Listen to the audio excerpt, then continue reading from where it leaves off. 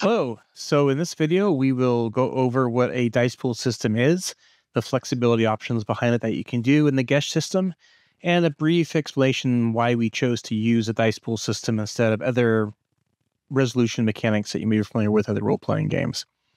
Before I get started into that, I just want to do a quick call out that I'll be using dddice.com and their dice rolling tray for our presentation. I'm not affiliated with them in any way, shape, or form, but I highly recommend that you go to their website, sign up for them, support them on Patreon, and help support some small-time creators. They provide an excellent tool. So what are dice pools?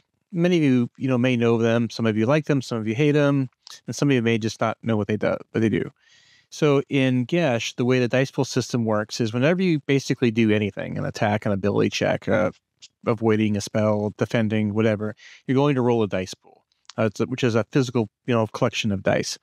And you're going to try to beat a certain number. You're going to count how many dice that you rolled beat that certain number to see how well you succeeded at it.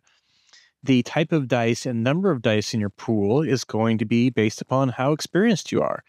For example, a novice starting out character may only have 2, maybe even 1 6-sided dice in their pool, where an experienced heroic adventurer might have 3, 4, 5, or even 6 10-sided dice, or even 12-sided dice in their pool. Whenever you're rolling to attack, you're going to be going against the defender's defensive die roll. When defending, you also roll a set of dice. And the reason we chose to do that is it keeps everybody engaged. You're not just waiting for the GM to say, Sarah, I'm attacking you and I hit AC 14. Is that hit? Okay, yeah, it hits. It takes 4 damage. Okay, just write it down. There's not a whole lot of interaction from the player side on that. With this system, the player gets to roll their defense and they get to see how well they roll, and they can choose to modify and adjust their dice pool based upon their needs. It really keeps everybody involved in the combat round. And during playtesting, what we found over the past year is that combat moves about twice as fast as it does compared to, other well-known role-playing games where you roll a d20 and then spend 10, 15, or 20 seconds adding modifiers and figuring out what this is and, okay, what did I hit or how did I do it? It goes on a lot faster. So what we'll do is we'll just jump right in and show you a quick example of how dice pools work on a very macro level. Just one thing to note is that defenders will always roll their defensive dice pool first. And the reason why defenders roll first is because that sets the target number the attacker needs to be. And we'll show that here in just one second. So I've got 2 sets of dice down here, yellow dice and blue dice. The yellow dice will represent the attacker and the blue dice will represent the defender. So in our very easy example, let's start off with Ragnar attacking a goblin. The goblin only rolls 1 6-sided dice in their defensive dice pool. Pretty weak, not really good defenders. So the goblin rolls and tells the player, okay, you got to beat a 4. So now I, as the player, know what I need to beat on my attacking dice pool. Let's say Ragnar's attacking dice pool consists of 3 6-sided dice. Ragnar's a warrior, a little bit skilled with weapons, so they get an extra dice to help them attack.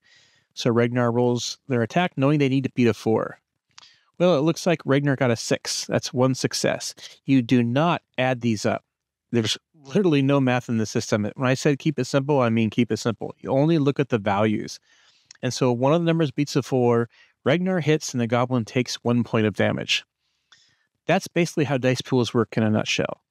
So where does the flexibility and the options come into, and how do things, work out to really make things creative? And where does this dice pool, where I think, shines in the combat system? There's a couple ways we add flexibility and putting empowerment and agency in the player's hands.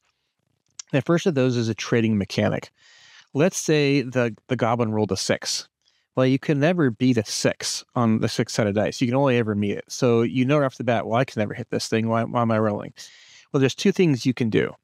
If you have 2 dice of any one type, you can trade those in for the next highest die type. If you have 2d6, you can turn those into 1d8, or 2d8 into 1d10, and so on.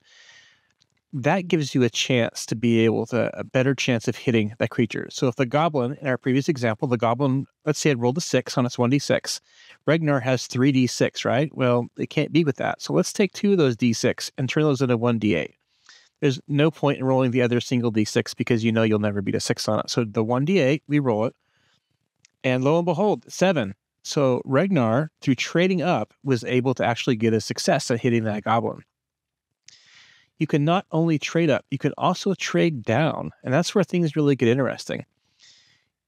Let's say the goblin only rolled like a 2 or a 1, and your dice pool consists of 2d8.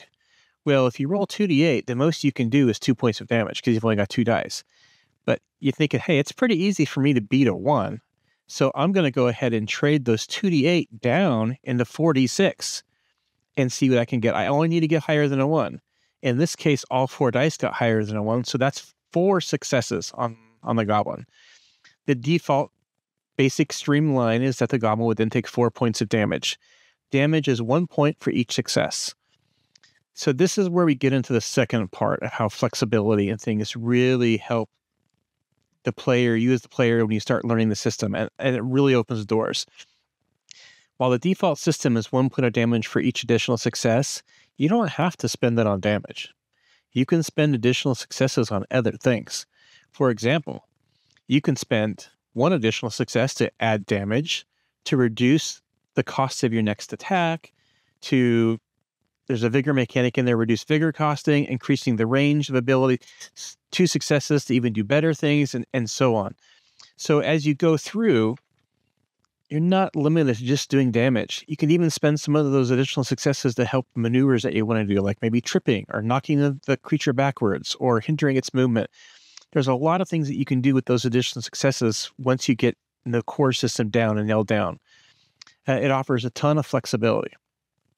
So that's really why we decided to go with a dice pool system in Gesh instead of that static, roll and S modifiers. It's faster, it's simpler with less math, and in my opinion, it offers more flexibility. It puts empowerment back into the player's hands. You get to choose, how do I want to use my dice in my dice pool?